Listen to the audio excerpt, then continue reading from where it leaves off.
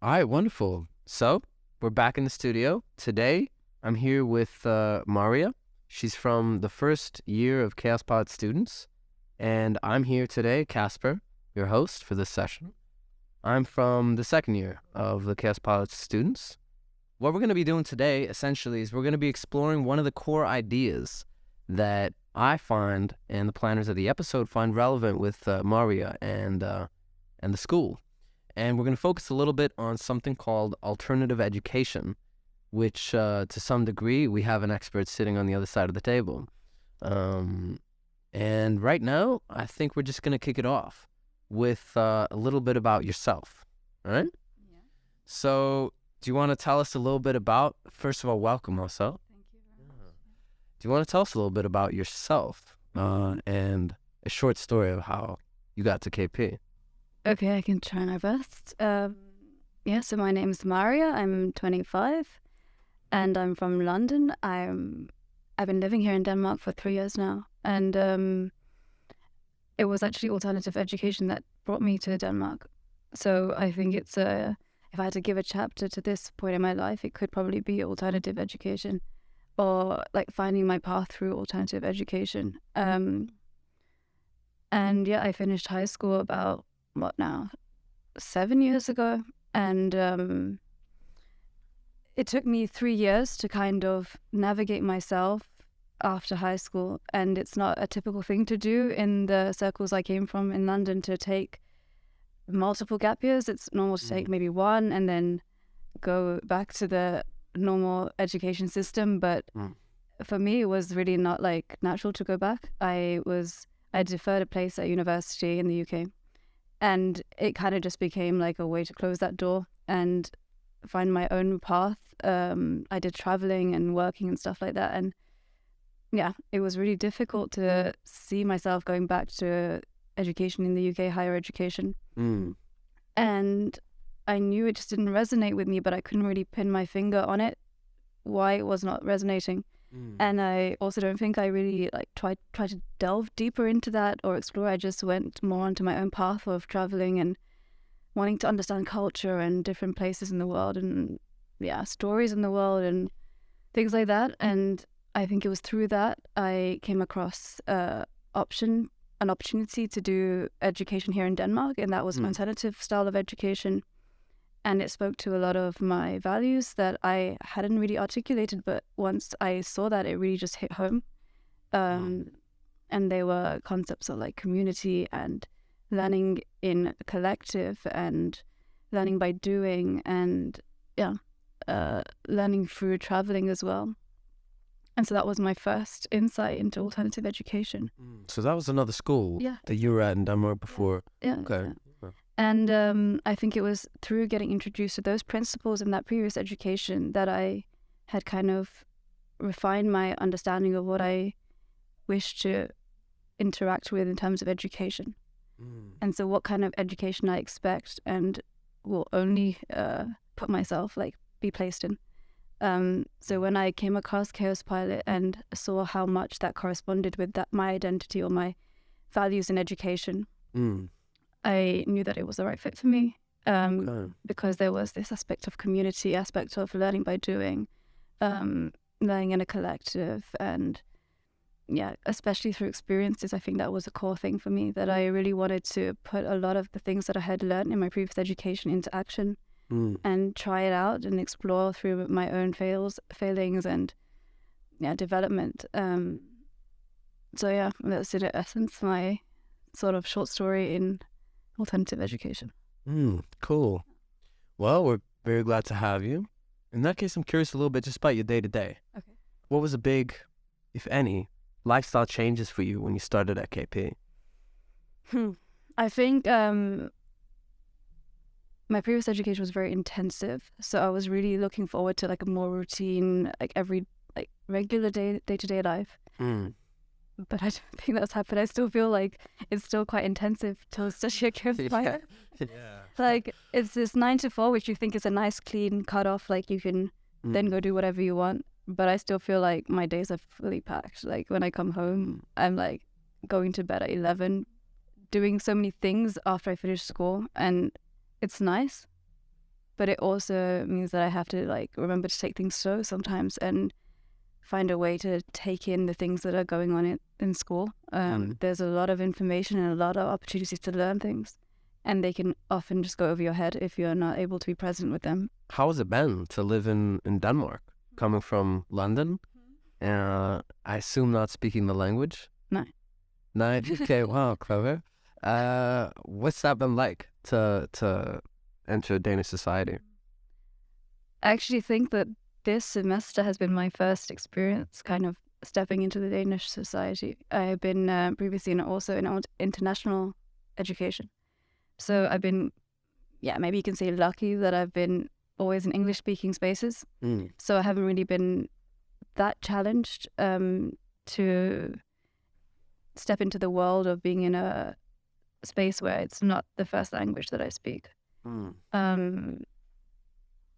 But on the other hand, I still feel like I'm kind of a guest in a house, like, like you're not fully part of that space, but you're kind of a visitor or something like that, even though I've been here for 3 years, because I haven't been able to speak the language, so I don't always understand all the nuances of things that are going on or the intimate details of like conversations. Maybe if I want to, speak to the bartender or something like that, like of course I can get by in English, but it's a difference to be able to speak the native language of the country. But I think, obviously I came from a metropolitan city to Denmark, but I think the previous education I was in had given me enough of a transition into adapting here, and I really, really like the size of Aarhus. Like I've been living in smaller cities like Odense and even smaller ones in Denmark during my previous education. So right now I'm really happy with this size. Like I think I've kind of become a small city girl or something like that. So, interesting. I'm quite happy to be living here. I think it's a really good size for a student. Yeah. So on the language thing, I'm a little curious here. And because you're the subject of investigation today, exploration, I'd like to hear a bit more about what it's like being that guest in the House of Denmark. Could you put some more words on it? What is it?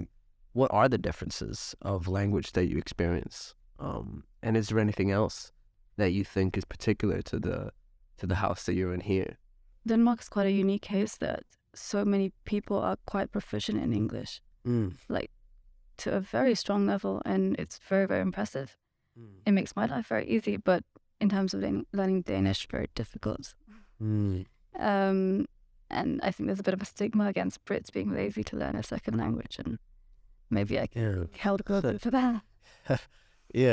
But Brits and Americans. Yeah, I do speak a second language, but I guess that doesn't account for much in this setting. But I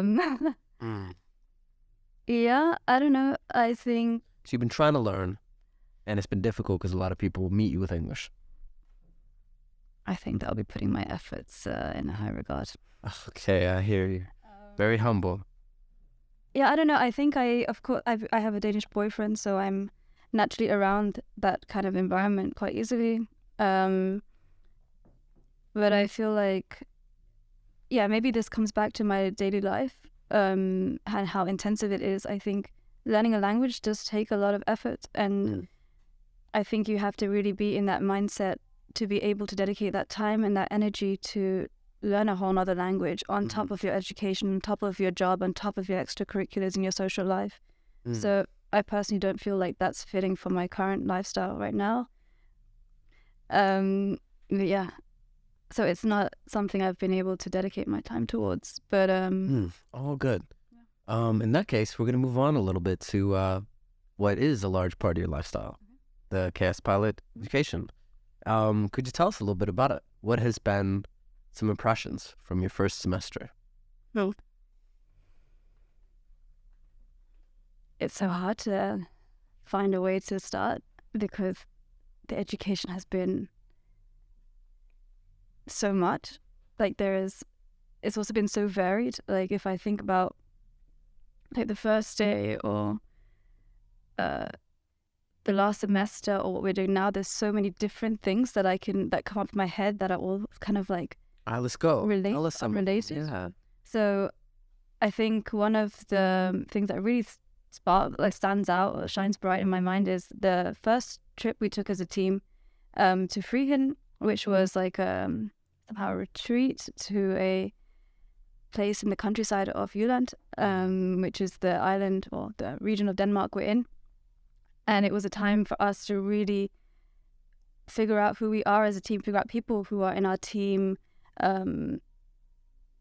figure out the feeling of what it means to be a KAOSPILOT student, or the values that we want to create within our little community, and get to know each other. But I really liked the frame under which that experience was created, that we were in a place of nature, we were not drinking, we were doing lots of different like activities. Some were like ritualistic, some were like based on connection and just exploration of ourselves and the people we were surrounded by. And I think that was such a strong foundation to build our KAOSPILOT journey on. And I really appreciated that, because I think you can easily start an education under like such different frames. Like many other university institutions started with a week of drinking, and I personally don't really have a strong relationship to alcohol, and I wouldn't have felt like that would have been appropriate for me to build ties with people getting shit-faced. Right, freshers, like, is that what they call it? Yeah, exactly. And I think they have similar concepts here in Denmark in other universities. So I really appreciated that it was done in a different setting than that. And to have such an intensive experience where we could really get to know the people we're going to be calling a team for the rest of the 3 years. I think that was crucial for our journey. And then we went into another deep dive, like right into the deep end of the pool, doing a 30th anniversary preparation for our school. Right, for the whole school. Yeah. We're celebrating our 30th anniversary. For the alumni of the school. Wow. That was quite huge. And I think that experience really pushed me out of my comfort zone, because it's not a realm that I'm really familiar, like, not that I'm not familiar, but I'm not really getting myself involved in to do events and parties to organize such things. So you guys were part of the organizing team. We were the lead organizers. The lead organizers in the first semester. We came up with the whole concept, and like that was like the second week or something we were in school. So it was the first activity we had to do as a group, as a collective. And yeah, I think it was a experience for sure. Very different to what we've been doing since then, like in terms of content, like in terms of focus. To be doing something like organizing a party, it was quite a different theme, and something that I personally wouldn't have chosen for myself as a focus point. But I think it was special to be given that kind of topic to do, that kind of task to do, because it showed me how I can try to put my skills to test in a place that I wouldn't naturally choose for myself. And especially to work together as a whole team. That was something that I think was really crucial for us to do straight away, to do a big task that had high stakes. And we were under pressure a lot. Yeah, well, I've almost only heard good things about y'all. I think the party went really well. Yeah.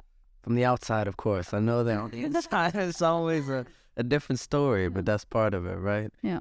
And it reminds me of a funny anecdote somebody was telling me about how, from one of the earlier teams, about how parties in a way represent the perfect way for a KP student to practice their skills. There's almost everything relevant involved with regard to project management. There's money involved, budgeting, you got to make some money back. There's customer service, there's delegation, there's experience design. You need to make sure that things go well process-wise. And there's a deadline. And there's a deadline. There's a clear deadline. You got to get it done. And then you get the party. And that's, of course, I think a part of KP as well, is to appreciate, celebrate, and gather. Talk a lot about connection. So on that note of the first semester, to keep it a little bit tangible here, I want to ask you more also about your take on this. But for now, let's talk about what you spend your time on. Like, how would you describe the hours you spend, those 9 to 4, what are they comprised of throughout the semester? Because you've described very different things. So, yeah. So I think one of the fundamental aspects of the education is projects.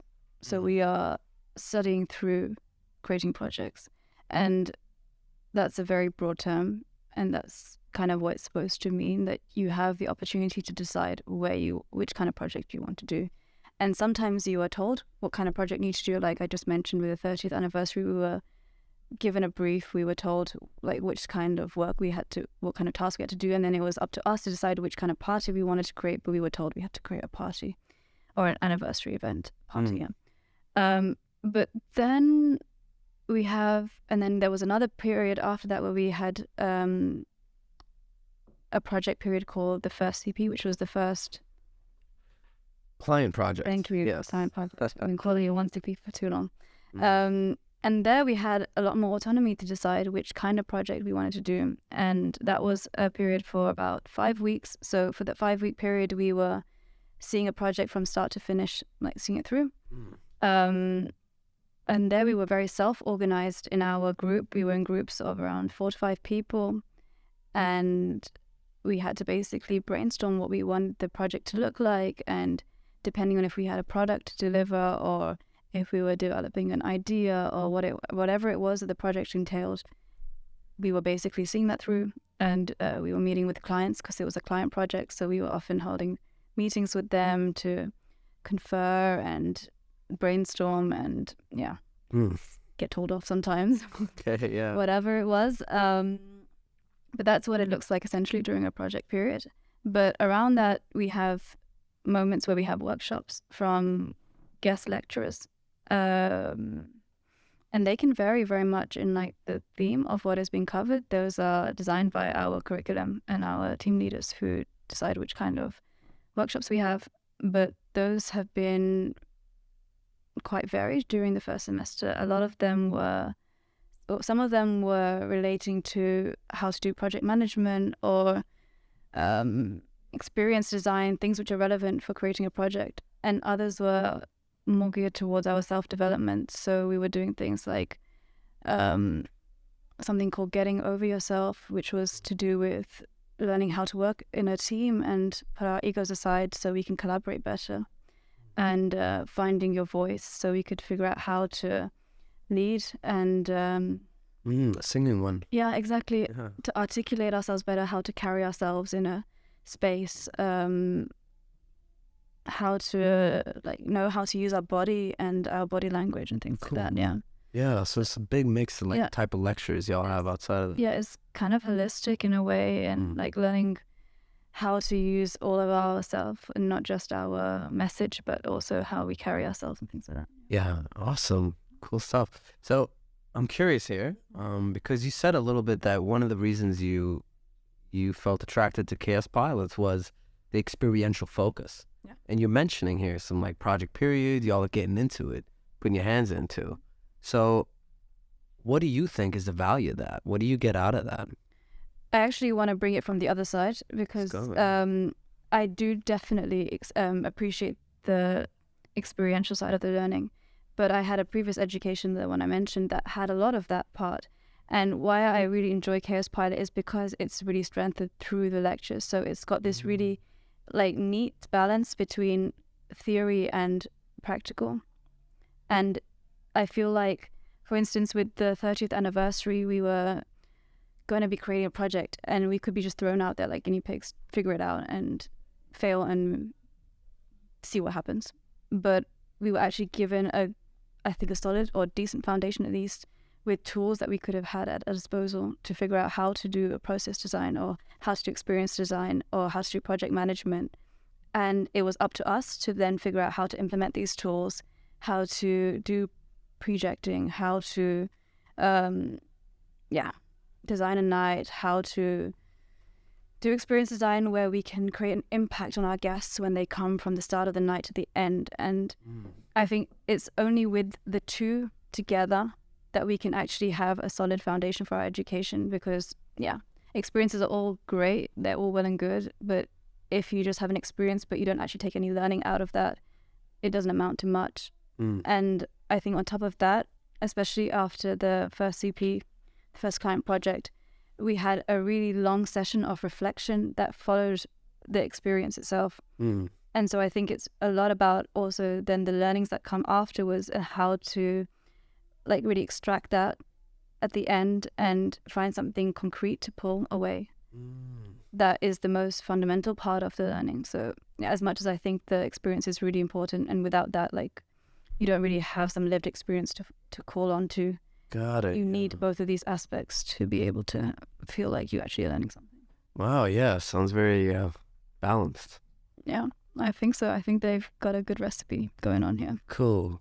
Yeah, I can relate to that part about harvesting. Yeah, exactly. Condensation a little bit.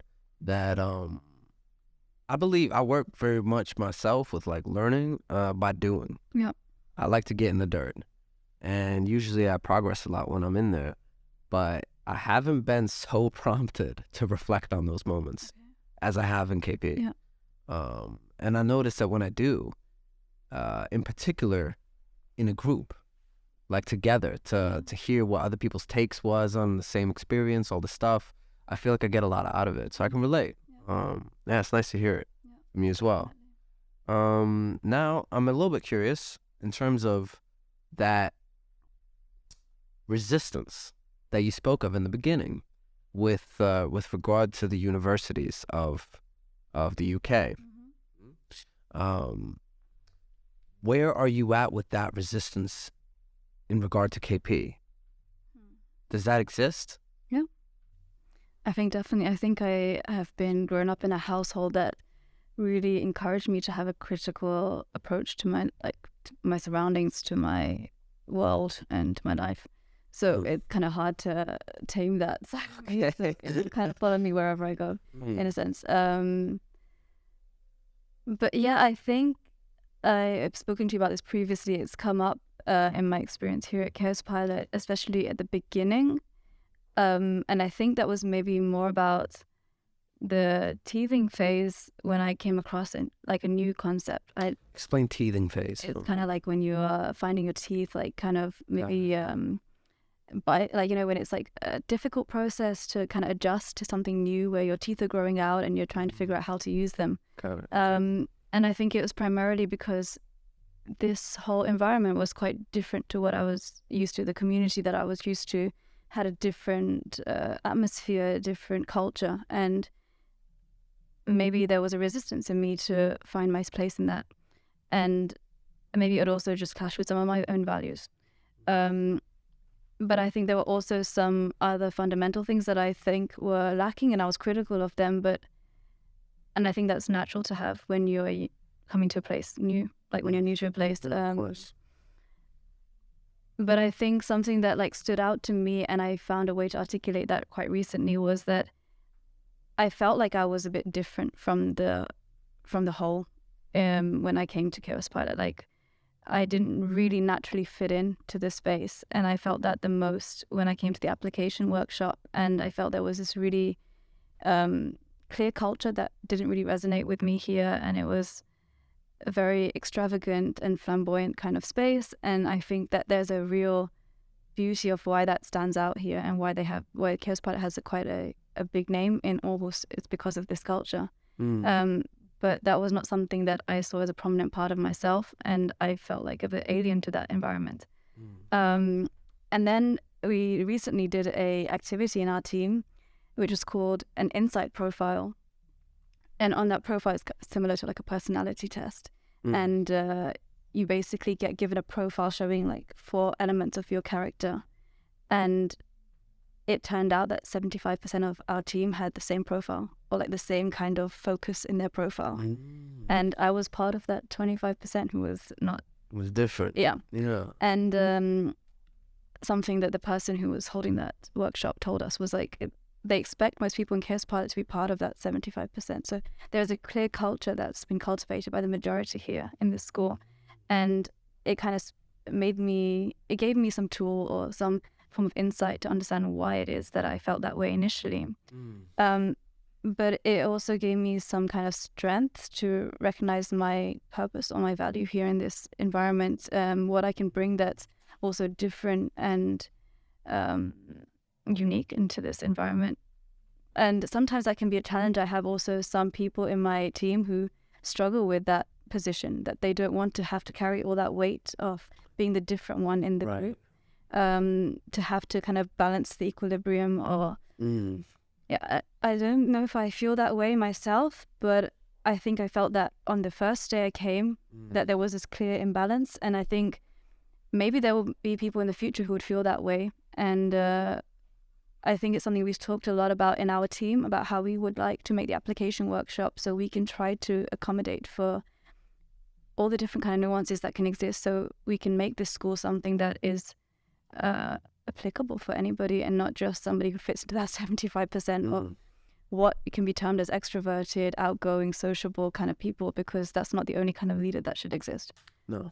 And if we're trying to be a leadership school or a project management school, we should try to be someone that can fit for something that can fit for any type of leader, because we should definitely define which kind of leader we think the school or the world needs. Yeah, I like that you say that. It's been a topic in our team as well, where you talk so much about leadership and you talk so much about what it means to have an enterprising spirit. And when you say those words, a lot of people have a certain image that comes to mind that overlaps very much with each other. But a lot of people in the team, as individuals, feel alienated from that image. And so that tension is something that I think inevitably needs to be explored at an education like this. Because we also exist in that context, societally. Exactly. So, yeah, it's exciting that you guys are talking about the application workshop. Trying to make some changes. So, on that note of, like, future steps, I'd like to hear from you about where do you see yourself going in your future, in the idea that you stay in Chaos Pilots. Yeah, and like my future in Chaos Pilot or beyond Chaos Pilot. Whatever excites you or that you want to talk about. Yeah. I think my biggest spark or my biggest drive in life at the moment is about different social justice issues, and how to kind of find a way to mobilize people, or also not give people a voice, but give people a space to exercise their voice. And I think this school is a perfect place for me to explore that idea and try out how that could work. And I think there are plenty of opportunities within the school with initiatives that are brought by you, for example, or even this podcast in a way is a way to exercise my own voice. But yeah, I think I'm trying to really explore all the different methods of how that can look like. And so I kind of have like my concept, but I really want to explore different methodologies, I think. And I think this topic that we just spoke about how to make Chaos Pilot an inclusive space, to make sure we give people a fertile platform where they can exercise their own voice, is something that I care a lot about. And I think it's really relevant for the future of Chaos Pilot, that it's not an exclusive setting where there is a very intrusive or like very strong culture that feels exclusive in a way. Yeah, I understand. Yeah, it can close things down. Or it can also open up for some people, but maybe not everybody. Yeah, absolutely. That 25%. Yeah. So, now lastly, we're going to wrap it up right now, but I'd like to check something in with you first. Because that's somebody who's felt this and walked this journey yourself about looking for something different than what traditional Orthodox university experiences provide. What would you say to another student or aspiring student that feels similarly, that looks for an alternative education? What advice would you give? Yeah, I think it's something that has to be quite intuitive, and I think you'll know it's the right thing for you when it comes to you. Like you can also seek it out, but I think that if you do seek it out and you do come across it, to try to explore it and unfold the layers a little bit, because I think this place is quite complex and nuanced, and especially when like we talk about what is a project and how many variations of projects there are, it kind of speaks to how this place can be really for anyone, but also you need to find your own space in this place for it. And I think that can only happen when you speak to people who are coming here or who are living a path of alternative education. To reach out, talk to people, listen to your instincts. Yeah. Oh, Definitely, yeah. beautiful. Nuggets of wisdom out here. We're getting it. And yeah, I want to thank you so much for coming in. It's been a pleasure to host you. Thanks. Thank you for having me.